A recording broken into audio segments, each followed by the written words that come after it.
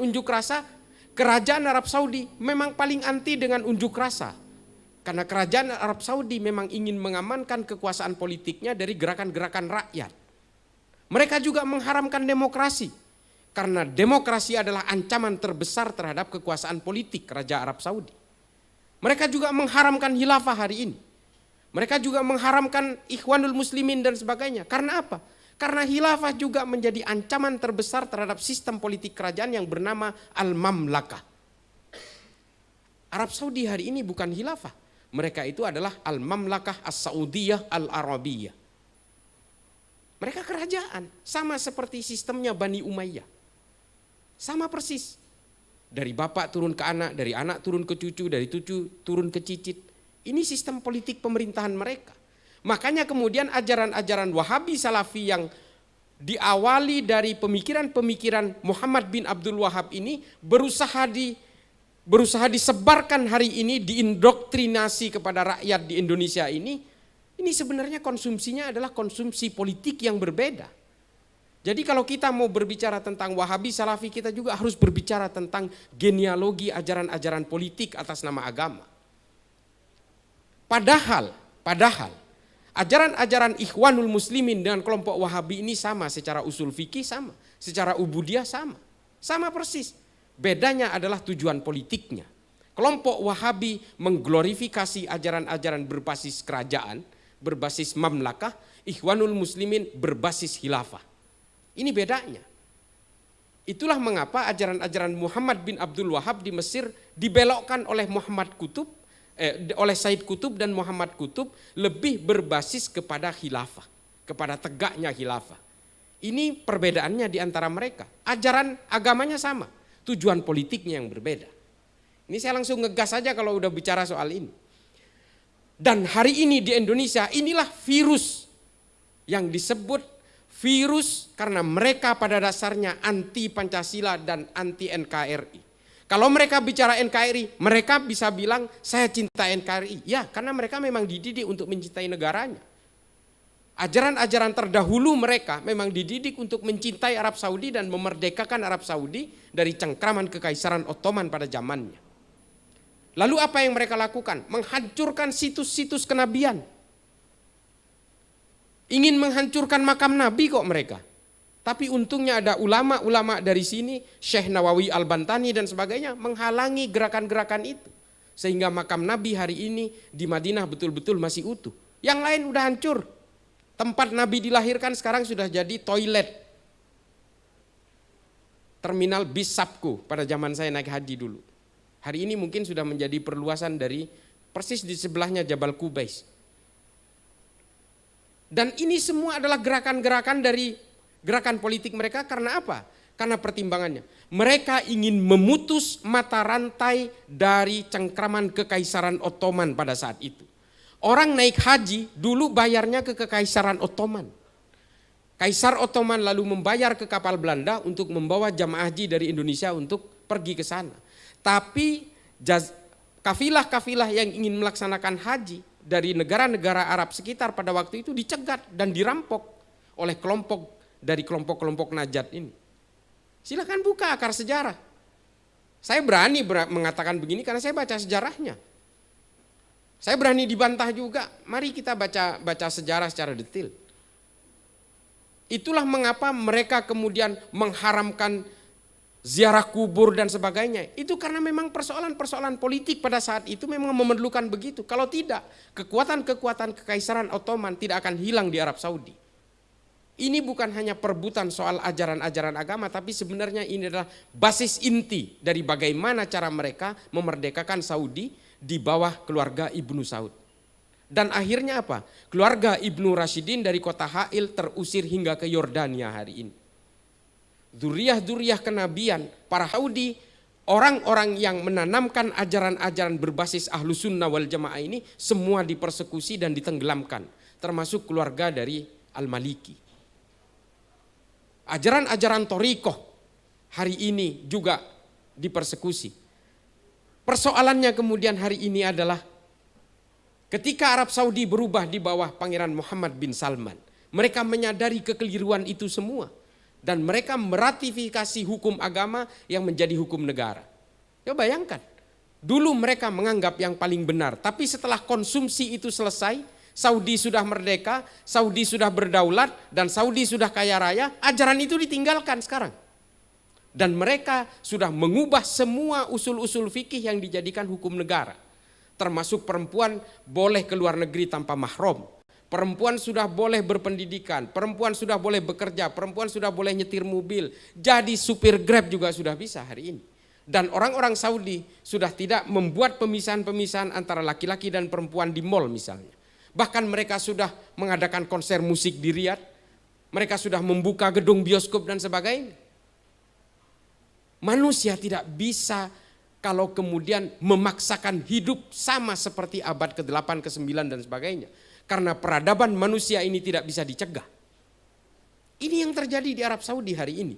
Ambiguitas dan anomali itu tercipta, kebingungan dan tercipta. Akhirnya apa? Menempatkan para pengagum dan para penganjur Wahabi di Indonesia hari ini lebih Saudi dari Saudi. Orang Saudi berusaha menjadi orang Indonesia hari ini. Mereka memberikan kebebasan-kebebasan. Hijab bahkan tidak diwajibkan di Arab Saudi hari ini kecuali di Haramain, di 2 kota suci. Dan ini dialami oleh bangsa Arab Saudi. Dan orang-orang Wahabi di Indonesia hari ini ingin mengsaudikan Indonesia. Sama seperti Saudi zaman dulu. Dan mereka berusaha memecah belah dengan mengkafir-kafirkan, membid'ah-bid'ahkan, memurtad-murtadkan. Itu semua terjadi di antara kita. Dan semuanya sudah menjadi virus menginfiltrasi kita hari ini. Mulai dari kepolisian, TNI, semua dimasuki. Pelayanan-pelayanan publik semua dimasuki. ASN semua dimasuki, kampus-kampus dimasuki, pesantren dikooptasi, termasuk pesantren kakek saya tadi. Karena apa? Karena mereka betul-betul gagal move on dari apa yang dilakukan Saudi hari ini. Peradaban manusia ini tidak bisa dicegah. Saya katakan ketika pertemuan yang pertama di GMNU, saya katakan peradaban manusia ini tidak bisa dihambat dengan hanya halal dan haram. Serius, dia berjalan dengan logikanya sendiri. Kalau kita memaksakan kepala kita tertinggal di abad pertengahan, tapi kaki kita hidup di abad milenium, pada akhirnya kita betul-betul tidak berperadaban. Coba hari ini mereka dengan gampangnya membid'ahkan sana sini, sementara mereka hidup 100% dengan dunia bid'ah. Munafik. Ini yang mereka lakukan. Mereka hanya menyerang ajaran-ajaran NU, ajaran-ajaran Nahdliyin, orang-orang yang betul-betul menghargai perbedaan. Orang-orang yang ingin mengglorifikasi Kanjeng Nabi Muhammad dengan maulidan dan sebagainya. Sementara mereka bergelimang dengan ajaran-ajaran bid'ah sebenarnya. Mereka tidak memahami akar genealogi historik bagaimana Wahabi itu diciptakan. Semua ini tidak lepas dari berbagai hegemoni politik. Dan hari ini mereka berusaha seolah-olah bisa menghegemonisasi. Berusaha menghomogenisasi. Orang se-Indonesia mau diwahabikan semua. Ini terjadi di sini. Orang-orang NU hari ini, saya tidak menganggap NU ini sebagai seorang malaikat yang paling benar. Tidak. Semua orang berkeyakinan pasti paling benar. Persoalannya adalah sejauh mana kita bisa mengaku ajaran kita yang paling benar tanpa harus menyalah-nyalahkan keyakinan orang lain. Persoalan dari kelompok Salafi Wahabi ini, di satu sisi dia mengaku yang paling benar, di satu sisi yang lain dia mengharam-haramkan dan mengkafir-kafirkan orang yang berbeda dengan mereka. Ini adalah konsep Wahabi pertama ketika Arab Saudi ingin memerdekakan diri dari kekuasaan-kekuasaan politik di Arab pada zamannya. Dan ini dilakukan di negara kita yang betul-betul menurut saya ini sudah adem ayem. Tidak heran kemudian saya sering bercerita bahwa saya sering bertemu dengan kelompok-kelompok teroris yang baru ditangkap. Saya jamin 100% mereka penganut faham Salafi Wahabi. Mari kita buka-bukaan data. Saya yang ketemu dengan teroris-teroris itu, udah ratusan. Dan semua sama dengan mereka. Mengharamkan wayang juga, mengharamkan musik juga, mengharamkan maulidan juga, mengharamkan tahlilan juga. Dan mengharamkan berbagai gerakan-gerakan intimasi sosial masyarakat. Mereka intinya adalah ingin menyamakan antara kita dengan mereka. Kalau yang berbeda mereka kafirkan. Selesai. Konsep mereka sesederhana itu. Apakah paham seperti ini yang akan kita jalankan? Itulah mengapa saya mengatakan virus hari ini di negara kita ini hanya ada dua itu. Faham Wahabi Salafi dan faham pengusung khilafah. Ini dua virusnya. Nggak ada lagi. Kalau soal cebong kampret, buzzer RP dan kadrun, ini persoalan-persoalan konsumsi politik hari ini. Nanti akan selesai dengan sendirinya ketika mereka disadarkan oleh peradaban manusia. Tapi kalau soal ideologi, seperti yang hari ini berkembang, salafisme, wahabisme, dan khilafahisme, ini memang selalu bergulir berabad-abad.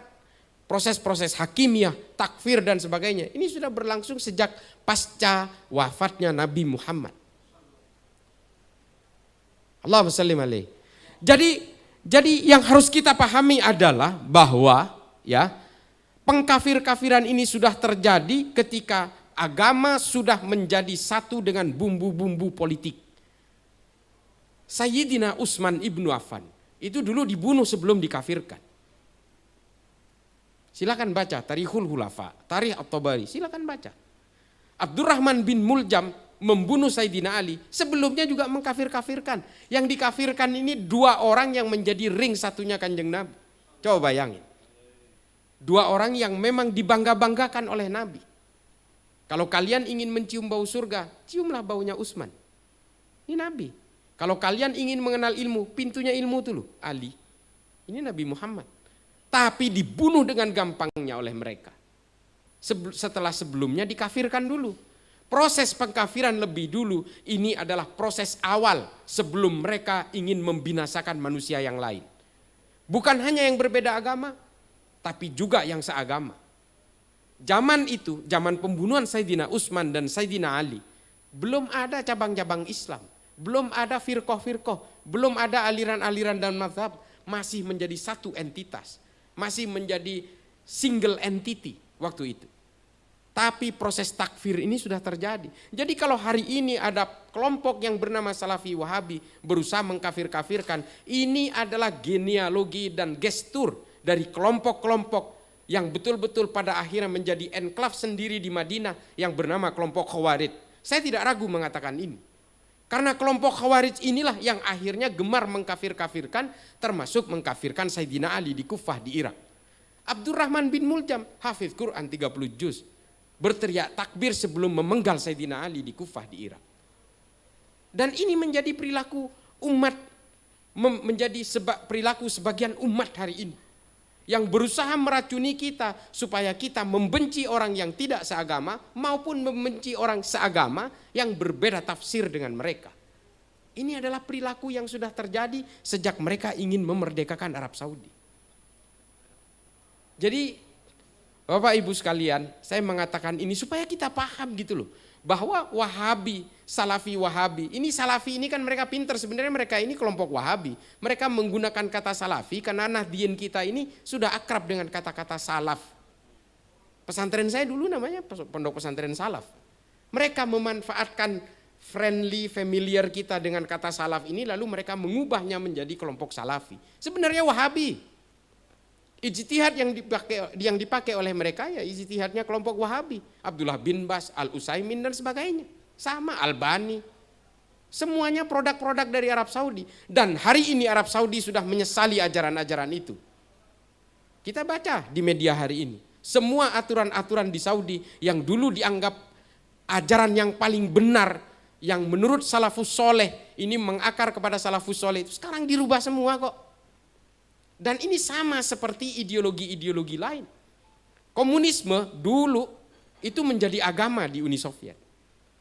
Setelah Glasnost dan Perestroika, orang Soviet akhirnya meninggalkan ideologi komunisme. Akhirnya apa? Yang jauh lebih komunis dari komunis hari ini adalah Cina dan Korea Utara. Korea Utaranya Saudi dalam hal Wahabisme hari ini Indonesia. Itu loh, ideologi itu memang seperti itu. Ketika kepalanya sudah tumbang, ekornya itu melibas kemana-mana. Dan mereka ekor ini merasa lebih kepala daripada kepalanya yang dulu. Dan hari ini betul-betul menggejala itu. Saya tidak segan-segan mengatakan ini, karena apa? Karena Saudi sudah berubah. Muhammad bin Salman sudah menyadari kekeliruannya. Ini minyak saya habis 1 abad lagi.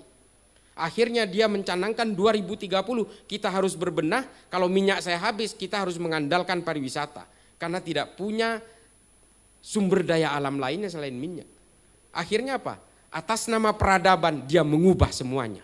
Ini loh peradaban manusia. Faham yang lain yang ada di kita hari ini adalah faham khilafahisme. Khilafah dikatakan sebagai buatan Allah dan juga warisan Nabi Muhammad. Begini loh. Saya selalu mengatakan begini, jangan kerdilkan Allah dan Nabi Muhammad dengan sistem politik. Sistem politik yang dipakai oleh Nabi pada zaman beliau memimpin di Madinah, ini adalah sistem politik kenabian, nubuah, beda bos. Kalau Nabi Muhammad melakukan kesalahan sedikit, Allah langsung menegur dengan ayat. Setelah itu apa? Kembali kepada manusia biasa, yang disebut dalam ilmu sejarah itu after the prophet era. Pasca kenabian ini kembali tampuk kekuasaan politik Madinah ini kembali kepada manusia biasa dengan segala kelebihan dan kekurangannya.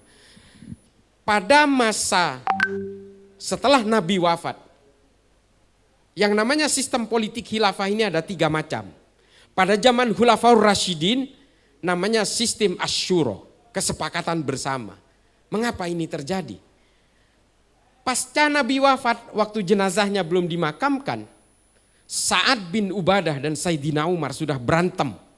Hanya ingin memperebutkan sayalah penggantinya Nabi. Kata Sayyidina Umar, oh gak bisa, harus saya. Karena saya adalah satu suku dengan Nabi dari Quraisy. Sa'ad bin Ubadah bilang gak bisa, saya orang pribuminya Madinah. Hingga akhirnya kaum Muhajirin dan kaum Ansor pecah. Nah lalu kemudian diambil satu kesimpulan, okelah para sahabat berkumpul kemudian membuat kata sepakat. Kalau begitu kita ambil jalan tengah, Sayyidina Abu Bakar saja yang kita jadikan pemimpin. Jadilah Sayyidina Abu Bakar dengan kesepakatan bersama sehingga sistem politik pada zaman itu disebut dengan sistem syuro, kesepakatan bersama. Ini adalah sistem politik pertama yang dilakukan oleh 4 khalifah awal. Sayyidina Abu Bakar, Sayyidina Umar, Sayyidina Utsman dan Sayyidina Ali. Setelah itu apa? Muawiyah bin Abu Sufyan di Bani Umayyah menjadi penguasa. Resistensinya besar. Karena apa? Dia menggunakan sistem yang lain bernama sistem al-mamlakah. Sistem kerajaan. Dari Muawiyah turun ke Yazid bin Muawiyah. Yazid turun ke Walid bin Yazid bin Muawiyah. Demikian dan seterusnya. Dari bapak ke anak, anak ke cucu dan seterusnya. Ini sistem kerajaan sama seperti yang dilakukan oleh Saudi hari ini. Lalu kemudian yang ketiga apa? Ketika kekuasaan Bani Umayyah runtuh setelah perang Zab di pinggiran sungai Zab di Irak, runtuh oleh As-Saffah, berkuasalah dari dinasti Bani Hashim yang kita sebut sebagai Bani Abbasiyah. Dia menggunakan sistem yang lain yang dirumuskan oleh Abdullah ibnu Abbas bernama Ahlul Halli wal Aqdi. Ada 3 sistem kemudian. Sistem syuro yang pertama, sistem al-mamlakah pada zaman Bani Umayyah, dan sistem ahlul halli wal aqdi pada zaman Bani Abbasiyah. Persoalannya, kalau memang khilafah ini adalah ciptaan Allah, mungkin gak ciptaan Allah bisa berubah-berubah? Sesuai dengan kebutuhannya. Ini tesis pertama. Makanya saya mengatakan sistem politik tidak mungkin dibuat oleh Tuhan. Tuhan sudah menciptakan alam semesta dan sudah menguasai alam semesta. Tuhan gak perlu negara, berkeimanan gak perlu paspor dan visa, gak perlu perbatasan-perbatasan sungai, gunung dan sebagainya. Dimanapun orang-orang boleh memeluk agama Islam. Mau di pojokan Malvinas di Argentina sana, boleh. Mau berkewarganegaraan apapun. Allah gak peduli negara, manusia yang peduli dengan petak-petak kekuasaan. Siapa yang mengatakan ini? Ibnu Khaldun dalam Al-Muqaddimah. Jelas. Konsep kenegaraan dalam Islam itu menurut Ibnu Khaldun adalah kesepakatan bersama antara rakyat dan pemimpin yang disebut dengan sistem al-asobiyah. Kesepakatan sosial dan politik. Social and politics cohesion. Kalau di dalam pemikiran John Maynard disebut sebagai the circle of state. Dia mengutip dari pemikiran-pemikiran Ibnu Khaldun dalam Al-Muqaddimah. 3 sistem ini, apakah ini buatan Tuhan? Tidak. Saya selalu menolak itu. Ini hanyalah narasi-narasi dan jargon-jargon kelompok yang ingin berkuasa atas nama agama. Ini adalah bentuk dari kampanye-kampanye politisasi agama. Seolah-olah yang saya bawakan ini adalah sistem politik dari Tuhan, lalu dia bisa menghipnotis manusia, oke, kamu jadi penguasa. Dan ini hari ini dijalankan di sini di Indonesia. Sistem syuro, apakah yang pertama di dunia? Tidak. Berabad-abad sebelumnya orang Romawi sudah menggunakan sistem ini. Namanya Respublika Romana. Sudah ada. Mosok Tuhan nyontek orang Romawi terus diberikan kepada Islam, ini loh buatan saya. Gak bisa. Mari kita belajar tentang sistem politik. Mari kita bicara tentang sejarah-sejarah genealogi pemikiran politik manusia. Di dalam sejarah politik manusia, sistem Respublika Romana ini yang kemudian di Islam dikenal dengan sistem syuro ini disebut dalam ilmu politik sebagai the early republic political system. Awal dari terciptanya sistem republik yang diciptakan oleh Plato dalam kekuasaan bangsa Romawi. Lalu kemudian Al-Mamlakah ini, apakah ini muncul dengan sendirinya di dalam Islam? Tidak. Bangsa lain sudah menciptakan sistem ini 7 abad sebelumnya. Namanya monarki absoluto. Monarki absolut, kerajaan yang betul-betul absolut. Ini dilakukan oleh banyak bangsa di seluruh dunia sebelumnya. Jauh sebelum Islam, jauh sebelum Kristen. Ini sudah ada sistem ini. Sebelum Nabi Isa lahir, sebelum Nabi Muhammad lahir sudah ada. Jangan katakan, oh ini kan sistem dari Allah, ini dari Allah yang berbasis Islam. Kamu pikir mereka ini sudah mengenal agama? Tidak, sistem ini sudah diciptakan oleh orang-orang non-Kristen, orang-orang non-Islam. Jauh sebelum Kristen dan Islam itu lahir. Lalu apakah ahlul halli wal aqdi ini orisinil pemikiran orang Islam? Tidak juga. Ini sudah dilakukan oleh bangsa Romawi ketika Romawi menguasai kekaisaran Bizantium. Kekaisaran Romawi yang utuh di seluruh dunia runtuh, kemudian mereka pecah menjadi 2 bagian. Western Europe dan kekaisaran Bizantium, Byzantine Empire. Kalau di buku sejarah seperti itu. Western Europe menjadi kerajaan, lalu kemudian Byzantine Empire menjadi sistem yang sama persis dengan ahlul halli wal aqdi ini. Namanya adalah Concilium Plebis. Ini jauh berabad-abad sebelum Bani Abbasiyah menemukan sistem ahlul halli wal aqdi. Jangan katakan ini buatan Tuhan. Jangan kerdilkan Tuhan dengan sistem politik. Dan juga jangan klaim seolah-olah ini murni dan orisinil buatan orang Islam. Jangan, malu kita. Orang-orang Arab pada masa itu menganggap sistem ini yang paling layak dengan peradaban manusia pada saat itu. Dalam berpolitik manusia ini kan juga mengukur dengan kebutuhan peradabannya. Demokrasi hari ini mungkin dianggap paling pas. 2-3 abad ke depan demokrasi mungkin sudah dianggap ketinggalan zaman. Terus kalau khilafah diterapkan hari ini, apakah layak? Menurut saya sudah tidak. Ini kan persoalan sejarah. Jangan kemudian seperti yang saya bilang tadi, kepala kita masih ketinggalan di abad-abad awal, tapi kaki kita sudah berada di abad milenium. Akhirnya apa? Kita kebingungan sendiri. Tolong viralkan ini. Asal supaya masyarakat kita melek, jangan terpengaruh oleh pemikiran-pemikiran politik-politik atas nama agama ini. Baru di sini saya bicara seperti ini. Jadi kita jangan terlalu betul-betul menjadi orang yang terkungkung oleh pemikiran-pemikiran yang terbatas. Kita harus banyak baca supaya kita betul-betul tidak dikendalikan oleh manusia lain. Tidak dikendalikan oleh kelompok lain. Sejarah-sejarah itu penting, bagaimana Salafi Wahabi itu terbentuk. Bagaimana paham-paham khilafaisme ini terbentuk. Semua ini kan karena keputusasaan orang-orang Arab untuk melawan dari penjajahan orang-orang Arab sendiri. Kekaisaran Ottoman ini apakah ini bentuk kejayaan Islam?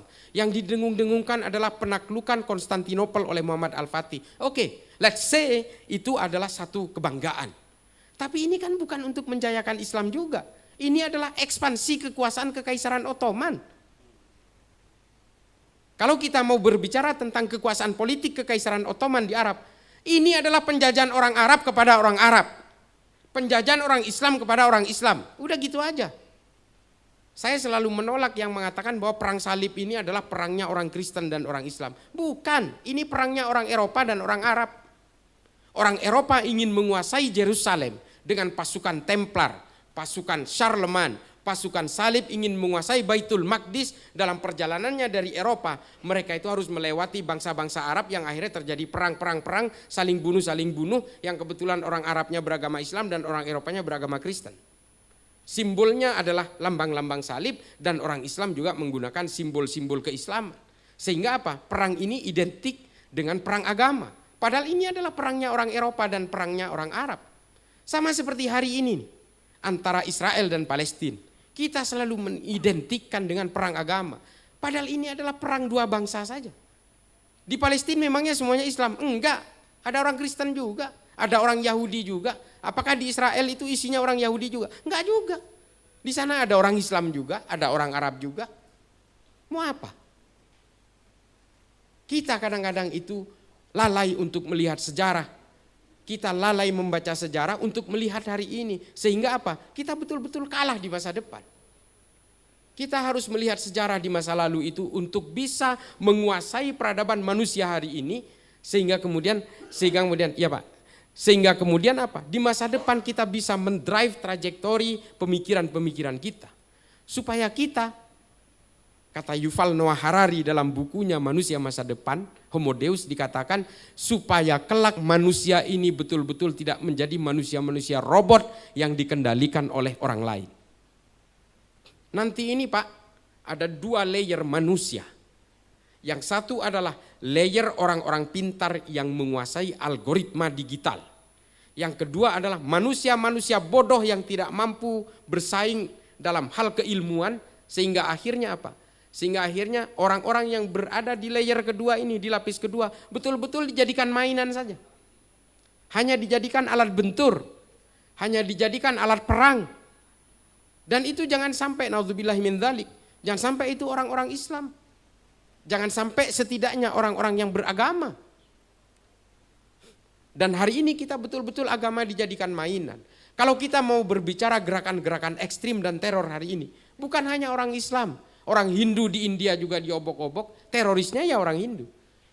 Di Myanmar itu terorisnya orang Buddha. Di Jerman orang Protestan. Di Irlandia Katolik. Di Amerika Selatan Katolik terorisnya. Di Amerika orang-orang evangelis, white supremacy, Ku Klux Klan, Baader-Meinhof. Ini kan sebenarnya adalah, jangan katakan bahwa kenapa sih kok yang ditangkap di Indonesia ini hanya orang Islam. Bukan, mereka ditangkap bukan karena beragama Islam. Mereka ditangkap karena terlibat dalam gerakan jaringan terorisme. Bukan karena Islamnya. Dan teroris itu tidak ada agamanya. Karena tidak ada agama yang mengajarkan terorisme. Ini yang harus dipahami. Kalau ada teroris yang mengaku Islam, itu adalah upaya untuk menunggangi agama Islam seolah-olah semua kejahatannya supaya bisa dilegalisir, bisa diresmikan, bisa diperkuat dan dibenarkan oleh ayat-ayat menurut tafsir mereka. Ini yang terjadi. Ini adalah fakta-fakta yang kita lihat hari ini. Dua virus ini yang harus kita gelorakan. Kita berikan pemahaman kepada masyarakat bahwa mereka ini hanyalah orang-orang yang ingin memecah belah kita. Kalau ingin menguasai Indonesia, tumbangkan NU dan Muhammadiyah. Selesai. Tumbangkan Pancasila. Selesai. Mereka akan menguasai kita dan hingga akhirnya apa? Kita betul-betul terlibat konflik sama seperti yang dialami oleh saudara-saudara kita di Somalia, di Nigeria, di Libya, di Sudan, Republik Afrika Tengah, di Suriah, di Pakistan, di Jammu, Kashmir, Thailand Selatan, Filipina, dan banyak sekali negara-negara lain. Ini yang harus kita pahami hari ini. Semua gerakan-gerakan politik berbasis kekerasan pasti menunggangi agama. Karena apa? Dengan agama manusia gampang sekali dibodohi. Gampang sekali dihipnotis. Karena agama itu punya 3 konsep. Ini yang harus saya jelaskan. Semua agama punya konsep kemartiran. Orang yang mati berjuang untuk agamanya langsung masuk surga. Ini bukan hanya Islam yang punya. Kristen juga punya, Hindu juga punya, Buddha juga punya, Konghucu juga punya. Konsep kemartiran ini yang menarik dari kelompok-kelompok politik berbasis kekerasan ini. Yang kedua adalah dogma. Percaya nggak percaya, harus percaya. Semua agama punya ini. Yang ketiga adalah messianic belief. Kepercayaan nanti di akhir zaman hanya agama saya yang berkuasa. Islam punya keyakinan ini lewat Imam Mahdi. Kristen juga punya keyakinan ini seperti Mesias dan sebagainya. Hindu juga punya, Buddha juga punya. Coba bayangin. Semua agama punya konsep-konsep dasar ini. Sehingga apa? Semua kekerasan berbasis agama, semua kekerasan dan tujuan-tujuan politik rata-rata menunggangi agama. Karena punya 3 konsep ini. Lalu yang terakhir adalah apa sih dengan beragama itu? Kalau ingin memajukan agama yang kita peluk, agamanya apapun, mau Kristen kayak mau Islam kayak, majukan dengan ilmu pengetahuan. Semua agama maju, mengalami peradaban yang luar biasa, mengalami masa damai, menghargai kemanusiaan ketika mereka memajukan ilmu pengetahuan. Islam punya pengalaman paling asik dengan ilmu pengetahuan. Kita melahirkan Ibnu Sina, Al-Farabi, Al-Kindi, Imam Ghazali, Ibnu Rushd. Ini semua adalah tokoh-tokoh dalam Islam. Kita punya Jalaluddin Rumi. Ini yang kita punya dalam sejarah-sejarah kita. Keilmuan kita di dalam Islam menjadi luar biasa. Pencipta angka 0 dalam matematika itu Al-Khawarizmi, orang Islam. Ibnu Sina pencipta anatomi tubuh dalam ilmu kedokteran tanpa harus membelek tubuhnya. Lensa kamera yang hari ini kita pakai sehari-hari ini diciptakan dalam Al-Haya.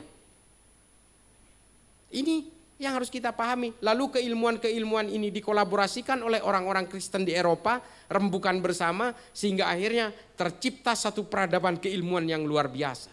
Karena apa? Orang Kristen Eropa dan orang Islam tidak mau berperang. Mereka sepakat untuk memajukan ilmu pengetahuan. Pemikiran-pemikiran Ibnu Khaldun dalam Al-Muqaddimah banyak diusung ke Eropa. Oleh ilmuwan-ilmuwan Eropa lalu dirumuskan menjadi pemikiran-pemikiran demokrasi hari ini. Pemikiran-pemikiran, berbagai pemikiran tentang ekonomi, penarikan pajak dan sebagainya. Ini dari pemikiran Ibnu Khaldun. Pemikiran-pemikiran dalam filsafat juga terjadi. Bagaimana pemikiran-pemikiran Ibnu Rushd diusung oleh yang namanya Thomas Aquinas dalam Summa Theologica. Pemikiran-pemikiran teori deontologi. Pemikiran-pemikiran Abu Bakar Ahmad Ad-Dinawari dalam Al-Mujalasa wa Jawahirul Ilmi diusung dalam konsep Verfassung Patriotismus oleh Jürgen Habermas.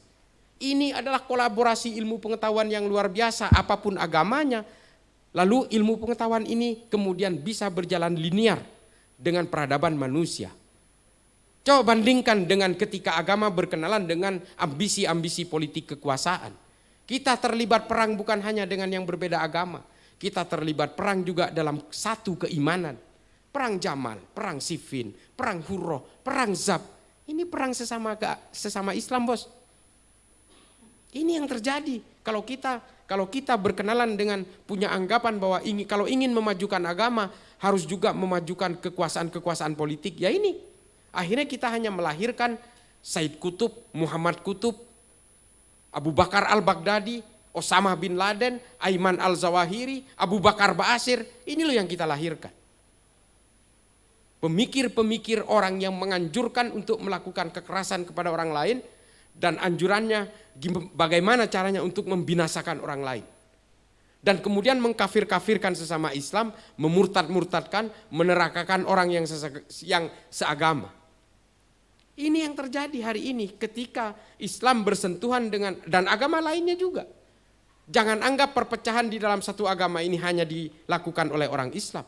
Orang Kristen juga melakukan hal yang sama kok. Mereka terlibat dalam perang 30 tahun dan membunuh 8 juta orang Kristen Eropa. Sehingga akhirnya terpecah menjadi Katolik dan Protestan. Ini ketika apa? Ketika agama berkenalan dengan ambisi-ambisi politik. Makanya dengan politik, kalau ingin memajukan agama, jangan lewat politik. Intinya akhirnya adalah apa? Peperangan sesama dengan orang yang seiman. Apalagi dengan orang yang berbeda iman. Udah pasti perang terus. Udah percaya saya deh. Sekarang kita ambil analogi sederhana saja. Indonesia taruhlah misalnya orang-orang pengusung khilafah ini bisa berkuasa. Bisa menjaminkah di antara mereka saling berperang? Saling berperang bos, saling bunuh pasti. Yang satu, wah nggak bisa. Karena mereka apa? Mereka tidak melewati pemilihan. Mereka dipilih oleh orang-orang yang ditunjuk. Sistem ahlul halli wal aqdi ini dibantai habis oleh Ibnu Taimiyah sendiri. Dikritik habis. Karena memang berawal dari pemikiran-pemikiran orang Romawi. Lewat konsilium plebis. Dan akhirnya apa? Konsilium plebis ini rapuh. Sehingga apa? Muhammad Al-Fatih berhasil menaklukkan Konstantinopel. Lalu apa yang terjadi? Bani Abbasiyah juga runtuh, rapuh setelah diserbu oleh bangsa Mongol. Ini yang terjadi kalau kemudian keimanan-keimanan itu nempel dengan politik. Islam kurang apa?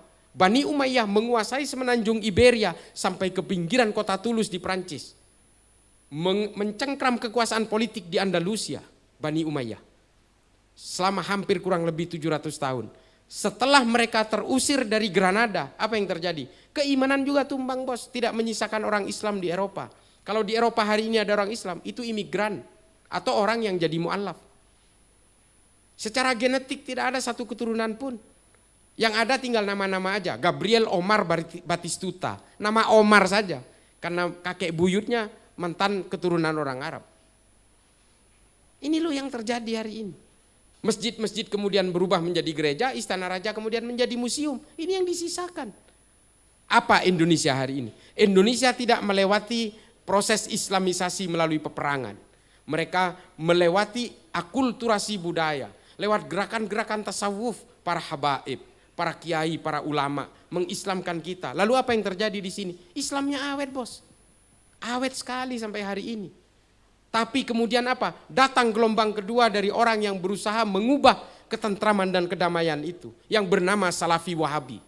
Yang baru dibentuk pada abad ke-18. Dan hari ini menjajakan diri ke kita. Seolah-olah inilah paling benar. Inilah klaim kebenaran. Lalu mereka memurtad-murtadkan dan mengkafir-kafirkan orang lain. Mau jadi apa bangsa kita kalau dikuasai mereka? Ini yang harus kita gugah hari ini kepada seluruh bangsa Indonesia, bahwa kita sudah nyaman dengan pemikiran-pemikiran dan tafsir-tafsir kita hari ini. Kalau ingin menyamakan seluruh manusia di Indonesia ini nggak bakal bisa, karena Allah sudah sengaja membuat manusia ini berbeda-beda. Hadis mengatakan 73 firqah dalam Islam itu nanti akan terbentuk. 72 diantaranya adalah orang-orang yang akan masuk neraka. Hanya satu yang akan menjadi penghuni surga. Ini kata hadis. Hanya satu itu, Ahlus Sunnah wal Jamaah. Tapi persoalannya adalah semuanya mengaku itu. Bahkan orang Salafi Wahabi adalah orang yang mengaku bagian dari satu itu. Yang lain 72 itu. Coba. Ini kan enak banget melakukan klaim kebenaran itu. Kalau mereka mau dakwah, berdakwahlah tentang Islam, tentang kesejukan Islam, bukan justru mengkafir-kafirkan. Kalau mereka hanya menggugat saudara-saudaranya sendiri, itu namanya bukan berdakwah, mereka berarti ingin memecah belah. Gitu loh. Saya sering dikatakan hari ini saya dianggap memecah belah bang. Gini, memecah belah itu mereka. Karena mereka apa? Sibuk mengkafirkan saudara Islamnya sendiri. Itu yang namanya memecah belah. Kalau mau berdakwah, perkenalkan Islam kepada pemeluk agama lain. Perkenalkan kepada orang-orang yang masih belum punya pemikiran tauhid dan berkeimanan Islam, sehingga apa? Mereka betul-betul mengenal Islam dalam kemanusiaan dan kedamaian. Bukan justru sibuk mengkafir-kafirkan. Mengislamkan satu orang itu berat sekali. Ini yang orang Islam yang sudah Islam sejak lahir mau dikafir-kafirkan. Kan kebalik namanya. Jadi begitu ya kira-kira. Karena saya mohon maaf, saya ada acara lain setelah ini. Saya harus memberi materi di salah satu kampus. Jadi mohon maaf apabila saya tidak bisa sedikit panjang lebar tentang ini. Pada intinya adalah kita harus tetap berpegang teguh kepada tafsir-tafsir dan keimanan Islam. Terutama tafsir-tafsir yang menganjurkan kehidupan al-insaniyah qabla tadayyun, kata Habib Ali Al-Jufri. Kita harus mengenal kemanusiaan dulu sebelum mengenal keimanannya. Karena kalau mengenal keimanan dulu akhirnya kita betul-betul menjadi orang-orang yang mengkafirkan orang lain. Kita harus bisa memahami bahwa manusia antara satu yang lain ini tidak mustahil akan berbeda. Karena ini adalah sunnatullah. Ini betul-betul kehendak Allah bahwa kita berbeda-beda baik dalam tafsir maupun dalam hal-hal yang bersifat dohir maupun dalam pemikiran dan sebagainya. Tapi Allah meminta kita untuk lita'arofu. Kita harus saling berinteraksi, saling mengenal dalam segala perbedaan itu. Itu yang penting. Kita harus tetap memegang tauhid dan keimanan Islam, dan intinya adalah jangan terlalu gampang mengkafir-kafirkan orang lain, karena kita juga tidak tahu. Karena apa? Karena kata Kanjeng Nabi Muhammad, biarlah Allah yang menentukan apakah kita akan masuk ke sorga atau masuk ke neraka. Jangan kemudian kita menjadi penghakim seolah-olah saya pasti masuk sorga karena kalian berbeda pasti masuk neraka. Ini adalah pemikiran-pemikiran orang Khawarij yang hari ini betul-betul disuarakan kepada umat Islam di seluruh dunia dan wabil khusus kepada orang Islam di Indonesia. Marilah kita tetap mengikuti sanad-sanad keilmuan kita dari para ulama, dari pemikir-pemikir Ahlus Sunnah wal Jamaah, karena kita meyakini bahwa ajaran-ajaran beliau ini justru bersanad langsung kepada Rasulullah SAW. Mudah-mudahan ini bisa menjadi maslahat terutama bagi saya yang fakir ilmu, dan bisa menjadi maslahat kepada bapak-bapak, ibu-ibu sekalian. Wallahul muwafiq ila aqwamit thoriq. Assalamualaikum warahmatullahi taala wabarakatuh.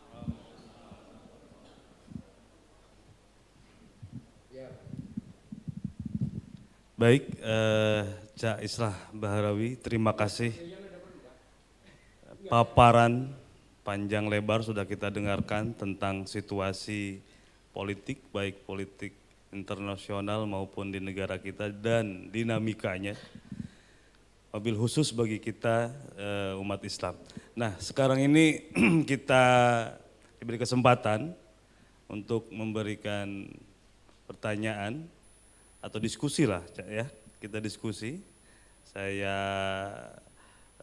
persilahkan kepada audiens untuk 2 pertanyaan, dan kemudian saya lihat juga sudah hadir, alhamdulillah, tengah-tengah kita ada Kiai Haji Nur Rahman selaku penasihat GMNU. Selamat datang Kiai. Mohon untuk ke depan Kiai. Monggo. Baik, dari peserta kami persilahkan jika ada pertanyaan, mungkin dari sebelah kanan 1, dari sebelah kiri 1. Ya, kami persilahkan. Bentar, saya mau nyapa Kiai Nur Rahman, mohon maaf ini sul adab ini ada di depan ini. Mohon izin Kiai.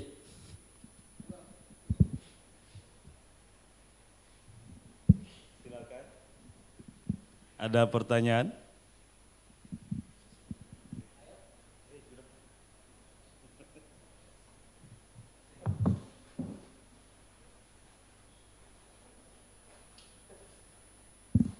Baik, ya. Ada mic untuk di penanya. Mohon perkenalkan diri, nama dan dari mana.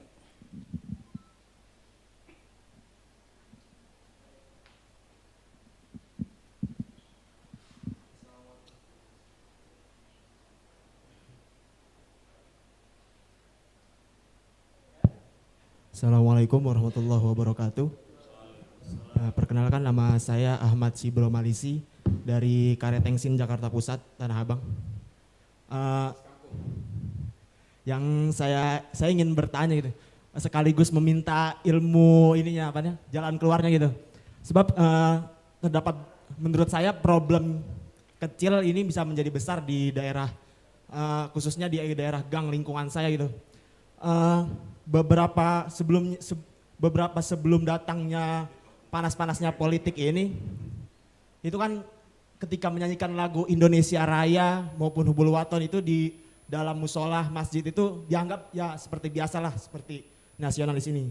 Kemudian setelah adanya pasca itu, orang-orang ini agak sedikit terdoktrin bahwasanya menyanyikan lagu Indonesia Raya ini dalam Islam ini, kalau di dalam rumah ibadah ini khususnya masjid itu nggak boleh, katanya gitu. Sebab ini katanya bukan tempatnya gitu. Yang saya takutkan adalah ketika narasi-narasi ini makin tersebar dari musola yang ini, kemudian ke musola yang satu, ke musola yang selanjutnya. Tetapi alhamdulillahnya itu ada terdapat yayasan gitu, yayasan namanya Berbaur kalau nggak salah.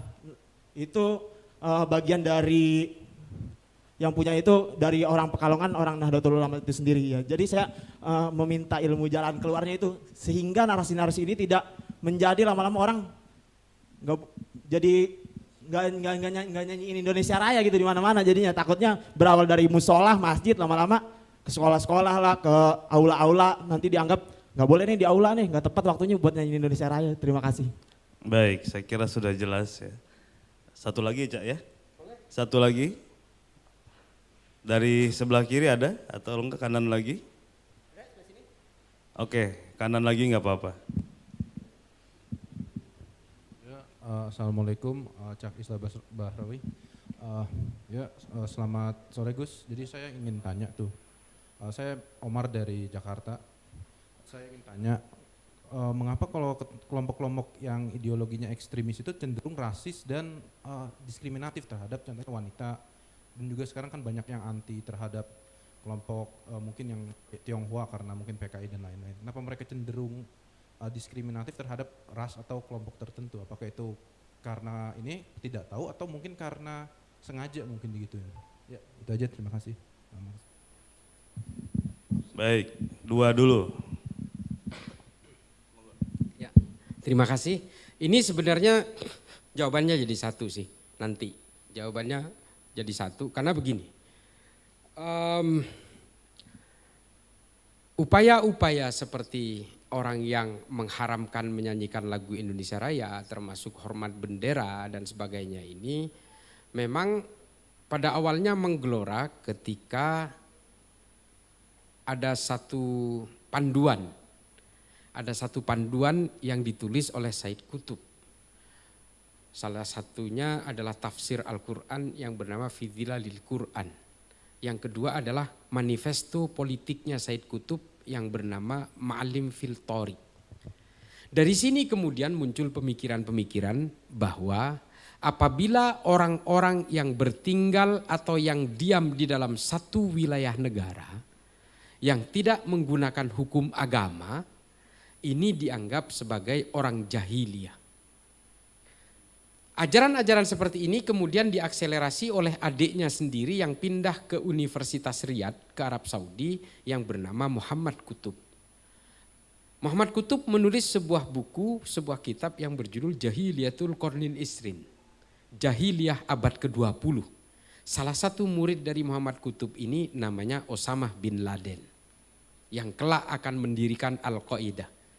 Nah, pemikiran-pemikiran seperti ini yang kemudian membangun ajaran-ajaran kepada manusia untuk melawan negaranya sendiri. Jika negaranya itu menggunakan undang-undang buatan manusia. Orang-orang yang tinggal di suatu negara yang menggunakan undang-undang buatan manusia, ini dianggap sebagai orang-orang jahiliyah, sama persis dengan orang-orang jahiliyah pada zaman Nabi sebelum Nabi turun di Mekah. Yang harus diperangi, yang bahkan halal darahnya, bahkan seluruh harta yang dimiliki dianggap sebagai ghanimah. Harta-harta rampasan perang yang halal untuk dirampas. Oleh karena itu banyak gerakan-gerakan dari jaringan teroris ini banyak yang melakukan perampokan-perampokan. Dan bahkan mereka dengan gampangnya membunuh saudara-saudaranya yang seiman sekalipun. Bom-bom yang diledakkan di berbagai tempat seperti di JW Marriott, di Ritz-Carlton, di Bali dan sebagainya itu adalah mereka tidak peduli korbannya. Karena mereka menganggap semua orang yang ada di negara ini adalah orang-orang jahiliyah, apapun agamanya. Mau orang bule kek, mau orang Australia, ataupun yang jadi korban itu seorang cleaning service yang juga Islam yang rajin sholat, mereka nggak peduli. Karena dianggap sebagai orang-orang jahiliyah. Dari situ kemudian timbul pemahaman bahwa apapun yang identik dengan identitas kenegaraan ini semuanya adalah simbol-simbol togut yang haram kalau kita glorifikasi, termasuk menyanyikan lagu Indonesia Raya, hormat bendera, apalagi menganggap bahwa Pancasila itu adalah filosofi Gronslah, filosofi dan ideologi negara. Mereka mengharamkan itu. Orang-orang Salafi Wahabi jangan salah, mereka cuma nggak berani aja ngomong terang-terangan. Kalau ditanyakan secara gamblang, head to head dengan mereka, menurut mereka Pancasila ini apa? Mereka pasti mengharamkan. Saya jamin itu, nggak usah bertakiah. Mereka memang galak sekali mengatakan cinta NKRI. Karena memang NKRI ini adalah Negara Kesatuan Republik Indonesia. Mereka juga punya rasa sayang terhadap negara. Sama seperti gerakan-gerakan nasionalis yang dibangun di Arab dan juga Arab Saudi sendiri. Tapi kalau disuruh mengatakan menurut ente, menurut antum Pancasila ini apa? Sudahlah, jangan pura-pura. Dia pasti mengharamkan karena itu buatan manusia. Sama. Orang-orang ustadz-ustadz salaf yang hari ini seolah-olah sejuk kalau berceramah itu sebenarnya pintu masuk saja. Produk akhirnya adalah teroris-teroris yang ditangkap oleh Densus hari ini di penjara. Sama pemahamannya kok. Cuma memang ada 3 model mereka ini. Salafi dakwah. Ya ini orang-orang yang sering berdakwah di YouTube, di apa itu yang seolah-olah menanamkan kesejukan segala macam, taat kepada pemimpin. Iya, mereka memang sangat menganjurkan untuk taat kepada pemimpin karena orang-orang Saudi juga diminta untuk taat kepada raja. Sama, mereka nggak mungkin ngomong jangan taat kepada pemimpin, bisa digorok sama orang Saudi. Bahkan mungkin pendanaannya bisa di stop. Karena mereka ini memang by order, sesuai dengan apa yang dilakukan di Saudi mereka lakukan di sini. Mereka mengharamkan unjuk rasa, ya. Karena Saudi juga anti terhadap unjuk rasa. Kerajaan Arab Saudi itu hari ini sangat takut kepada gerakan-gerakan masyarakat. Termasuk maulidan, tahlilan, ini kan masyarakat yang berkumpul. Yang membentuk intimasi sosial dan komunitas-komunitas. Mereka haramkan juga, karena apa? Di Saudi diharamkan. Masjid itu di Saudi setelah Isya dikunci pintunya. Karena memang takut dijadikan alat untuk nongkrong-nongkrong. Gerakan-gerakan dari masjid itu paling ditakuti oleh mereka. Makanya orang-orang Wahabi di sini mengharamkan maulidan, tahlilan dan sebagainya itu. Dan mereka mengharamkan budaya-budaya lokal. Mengapa? Karena dari gerakan-gerakan budaya inilah gerakan politik itu bisa tercipta. Banyak sekali gerakan-gerakan revolusi yang diawali dari gerakan-gerakan budaya. Di seluruh dunia dilakukan oleh para budayawan, gerakan-gerakan revolusioner. Dan itu ditakuti oleh pemerintah Arab Saudi pada zamannya. Dan akhirnya apa? Budaya-budaya lokal diharamkan. Di sini yang kita tidak peduli dengan kerajaan Saudi pun, akhirnya ajaran ini dialirkan ke kita. Sehingga apa? Kita saling bermusuhan satu sama lain. Kita akhirnya saling mengkafirkan. Kita akhirnya memurtad-murtadkan. Mereka yang sudah merasa tobat akhirnya sibuk menghitung dosa-dosa kita. Ini loh yang terjadi di kita. Dan semua entitas dan simbol-simbol kenegaraan ini pada akhirnya diharamkan oleh mereka. Karena mereka memang tidak mau ada simbol lain selain dari entitas politik kerajaan. Dan ini dilakukan ke kita. Mereka menganggap orang-orang yang bertunduk kepada undang-undang buatan manusia ini adalah benda-benda haram yang menunjukkan kejahiliahan kita. Makanya di kampung saya ini ketika mereka berhasil menguasai pondok pesantren kakek saya, mereka jahiliah-jahiliahkan orang kampung itu. Karena masih ziarah kubur, karena masih maulidan, karena masih mengadakan haul dan sebagainya. Ini yang terjadi pada akhirnya. Mereka menerapkan di tempat yang salah. Yang sebenarnya ajaran ini digunakan oleh Muhammad bin Abdul Wahab untuk kemerdekaan Saudi. Tapi kemudian setelah Saudi menemukan minyak dan menjadi negara yang kaya raya, mereka kemudian eksportasi paksa ajaran itu ke negara-negara Islam. Mengapa? Karena orang kerajaan Arab Saudi takut sekali dari gerakan-gerakan negara-negara Islam yang menghantam kerajaan Arab Saudi. Karena apa? Kerajaan Arab Saudi menguasai 2 kota suci. Mereka paling takut. Mengapa mereka ini terlepas dari paham Syiah dan sebagainya ya? Mereka mengapa memusuhi Iran? Karena Iran dianggap sebagai ancaman terbesar dari kerajaan Arab Saudi. Dan ini dimanfaatkan oleh negara-negara barat, dikomporin, difabrikasi dan sebagainya sehingga dua-dua orang ini, 2 negara ini bermusuhan bertahun-tahun, berabad-abad, Sunni dan Syiah. Sunni dan Syiah ini sebenarnya awalnya kepentingan-kepentingan politik, bos. Kemarahannya dan dendamnya, permusuhannya bertahan 1400 tahun lebih sampai hari ini. Dan ini loh yang hari ini berusaha dijejalkan kepada kita. Saya gara-gara menceritakan sejarah ini saya dituduh Syiah lagi. Gara-gara saya meminta untuk ad-dinul akli, beragama dengan akal, saya dibilang liberal. Gila apa? Kalau kita baca kitab-kitabnya Imam Ghazali, itu semua berusaha melogiskan ajaran-ajaran agama. Konsep-konsep tauhid berusaha dilogiskan. Yang anti terhadap berusaha logika-logika dalam beragama ini, Ibnu Taimiyah saja yang menggugurkan itu. Saya bukan anti Ibnu Taimiyah, ada beberapa ajaran Ibnu Taimiyah yang saya suka, termasuk upaya-upaya kritik terhadap ahlul halli wal aqdi yang dianggap terlalu mengkloning ajaran-ajaran konsilium plebis dari bangsa Romawi. Ini yang ada di kita hari ini, Adinda ya, sama saya mertua saya orang Tanah Abang. Jadi gerakan-gerakan seperti ini memang harus dikuatkan. Karena apa? Jadikan masjid itu bukan hanya tempat sholat. Kan kita tahu, kita orang mantenan di masjid juga bisa. Kalau saya pernah di Amerika bertahun-tahun. Di Amerika itu masjid itu betul-betul menjadi tempat berkumpul dan menjadi epicentrum pencerdasan umat. Menjadi perpustakaan, di situ tempat diskusi, halako-halako, menjadi daurah dan sebagainya. Kalau kita pernah ke yang umroh atau naik haji, pasti kalau di Masjid Nabawi itu di Madinah itu kan orang-orang yang itu memang fungsi masjidnya seperti itu. Dulu Nabi juga rembukan-rembukan juga di pelataran masjid dan sebagainya. Bahkan ada satu riwayat Nabi pernah meminjamkan halaman masjid kepada orang Yahudi yang ingin menikahkan anaknya karena tidak punya lahan. Artinya masjid ini adalah tempat menjadi magnitude dan epicentrum dari pemberdayaan umat. Bukan hanya umat Islam. Jadikan masjid ini sebagai daya tarik bagi umat beragama lain. Ini yang dilakukan Nabi pada saat itu. Hal-hal seperti ini yang harus kita pupuk kalau kita berbicara. Tadi pertanyaan kedua apa ya? Nanti saya mau sambungkan. Terkait dengan paham tadi lebih kepada rasis. Oh ya, jadi begini Dinda, seperti yang saya ceritakan tadi bahwa kalau kita melihat dari Majmu' al-Fatawanya Ibnu Taimiyah, memang mengapa sih kok Ibnu Taimiyah ini kok sedemikian membuat tafsir agama itu kok sedemikian begitunya gitu ya. Sementara Ahmad bin Hambal, Allah yarham, ini membid'ahkan al-wala' wal bara' karena pada zaman Nabi tidak ada ini. Menurut Ahmad bin Hambal. Ini memang Ibnu Taimiyah kan hidup pada masa di mana keruntuhan Bani Abbasiyah setelah diserbu oleh bangsa Mongol pada tahun 1258. Dan pada saat itu banyak sekali penetrasi bangsa-bangsa Eropa untuk menaklukkan Baitul Maqdis atau yang kita kenal dengan Yerusalem hari ini. Pada masa-masa kecamuk politik dan keterpurukan politik Islam itulah Ibnu Taimiyah hidup pada akhir abad ke-13 dan awal abad ke-14.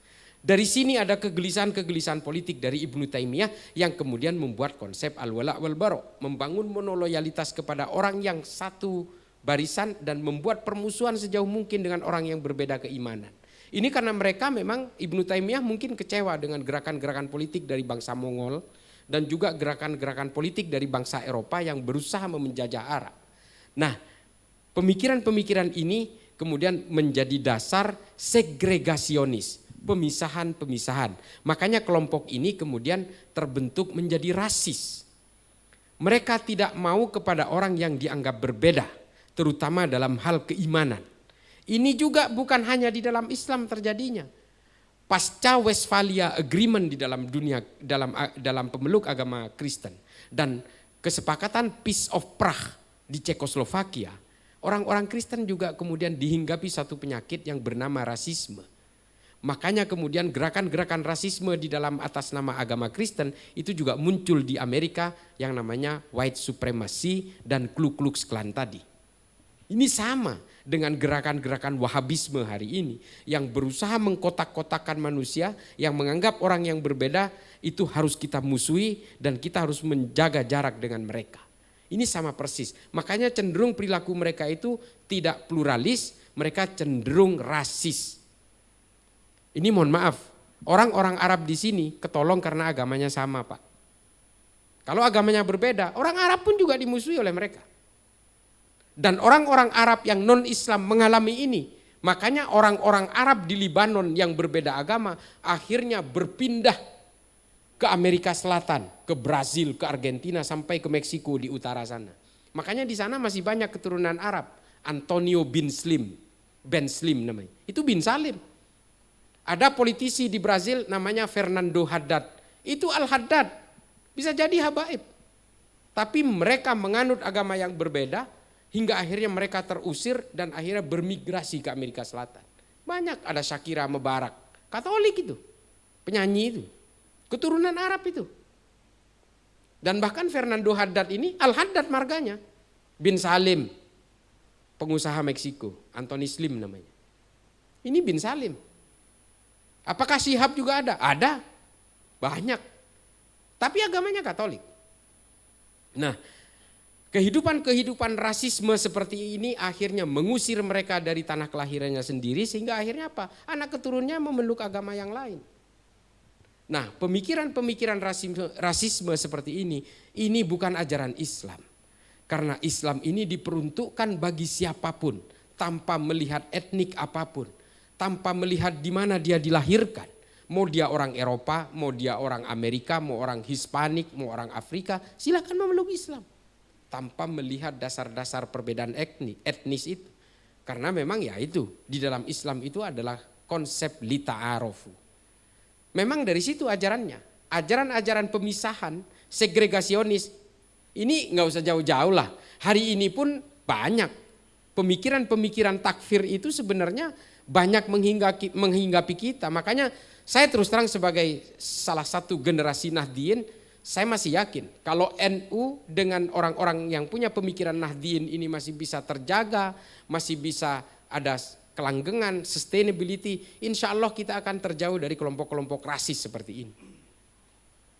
Karena kalau kita ke Xinjiang, saya udah pernah ke Xinjiang, ya itu Cina-Cina itu ya beragama Islam, sama seperti kita, zikirnya sama, tata ibadahnya ya sedikit berbeda. Artinya bahwa Islam ini memang borderless, no boundaries. Orang boleh saja memeluk Islam tanpa harus melihat, siapa saya, nggak perlu begitu. Semua orang boleh memeluk Islam. Makanya jangan sibuk mengkafirkan sesama Islam. Marilah kita syiarkan, mari kita dakwakan Islam yang rahmatan lil alamin ini kepada orang-orang yang masih belum mengenal Islam supaya mereka mendapatkan hidayah-hidayah keislaman. Itu yang tujuan kita hari ini. Salafi Wahabi hari ini lebih sibuk ngurusin selangkangan dan mengkafirkan saudara seiman. Itu yang terjadi. Ya, Dinda ya, saya kira begitu ya. Mohon maaf, ini Pak Kiai udah di sini, udah hadir, nanti saya lama-lama enggak dikasih barokah ini sama Kiai. Ya, terima kasih. Mudah-mudahan karena saya ada acara 4:30 nanti, mudah-mudahan ini bisa menjadi pencerahan bagi saya terutama dan juga bagi seluruh siapapun yang hadir di majelis ini. Terima kasih. Assalamualaikum warahmatullahi taala wabarakatuh.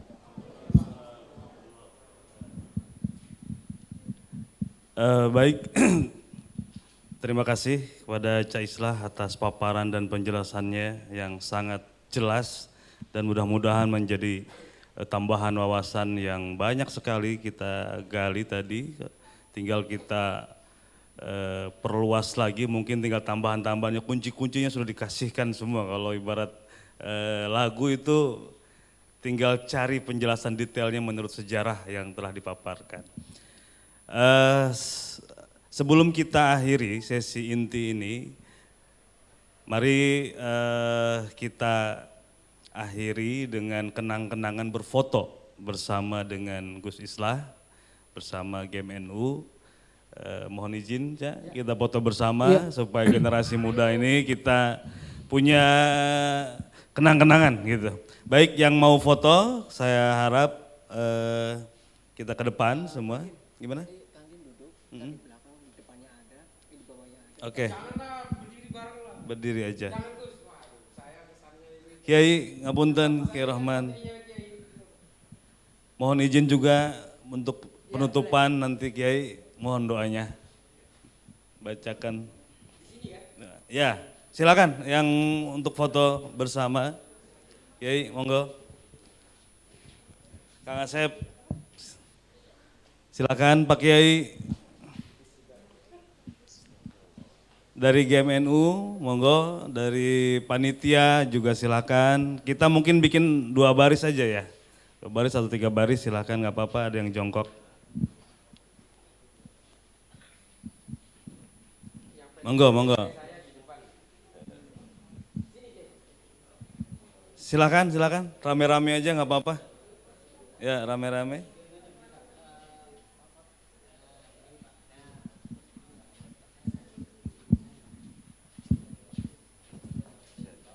Alhamdulillah.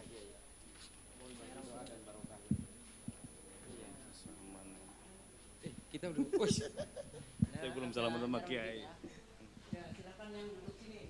Ya.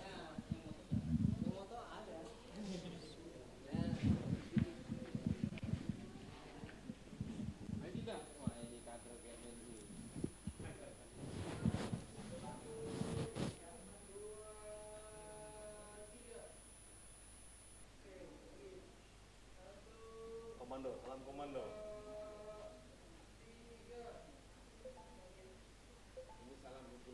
Salam kumpul waton.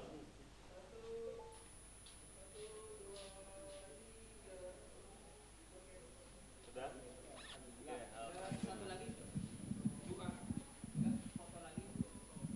Oke.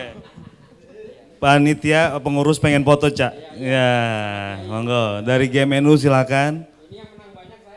Kang Said, monggo sini.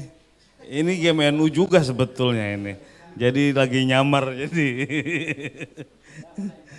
Monggo Kang Said, ya.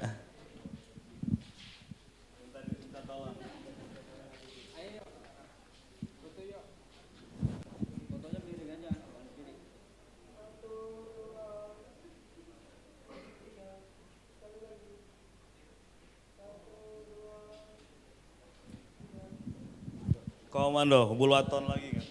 Ya.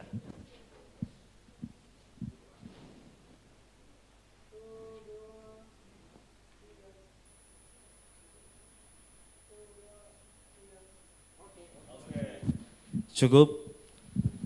Baik. Sekali lagi kami ucapkan terima kasih kepada Cak Islah. Mohon kita aplaus untuk Cak Islah Bahrawi.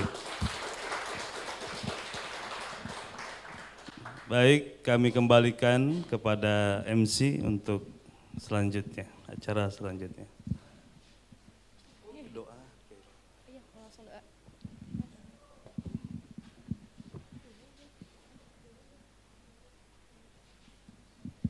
Kami ucapkan terima kasih banyak kepada Cak Islah Bahrawi atas materinya yang begitu luar biasa. Semoga para hadirin di sini dapat menyerap informasi dan juga materi yang diberikan dan dapat menjadi ladang pahala bagi sang pemberi materi. Amin ya rabbal alamin. Acara selanjutnya adalah pembacaan doa yang akan dipimpin oleh Ki Haji Nur Rahman. Kepada beliau kami persilahkan.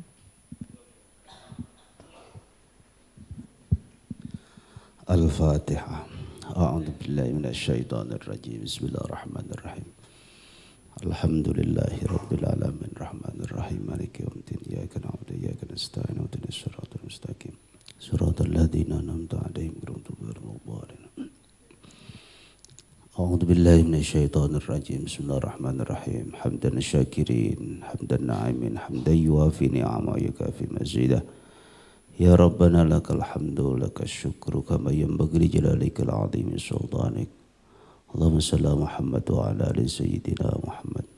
Allahumma ya Allah ij'al jam'ana hadha jam'an marhuma. Ya Allah ij'al jam'ana hadha jam'an marhuma. Ya Allah ij'al jam'ana hadha jam'an marhuma. Wa tafarraqna min ba'di tafarruqan ma'suma. Tafarraqna min ba'di tafarruqan ma'suma. Tafarraqna min ba'di tafarruqan ma'suma.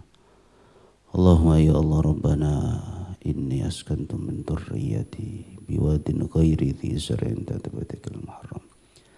Rabbana la yuqimus shalah faj'al afidatan minan nasi tahwi ilaihim warzuqhum minas samarati la'allahum yashkurun. Rabbana atina fid dunya hasanah wa fil akhirati hasanatan wa qina adzaban nar. Adkhilnal jannata ma'al abrar ya aziz ya ghaffar ya rabbal alamin. Wa sallallahu ala sayyidina Muhammad walhamdulillahi rabbil alamin bisirril Fatihah. A'udzu billahi minasyaitonir rajim. Bismillahirrahmanirrahim. Alhamdulillahi rabbil alamin rahmanir rahim maliki yaumiddin iyyaka na'budu wa iyyaka nasta'in shiratal ladzina an'amta 'alaihim. Assalamualaikum warahmatullahi wabarakatuh. Terima kasih kepada Ki Haji Nur Rahman atas pimpin doanya.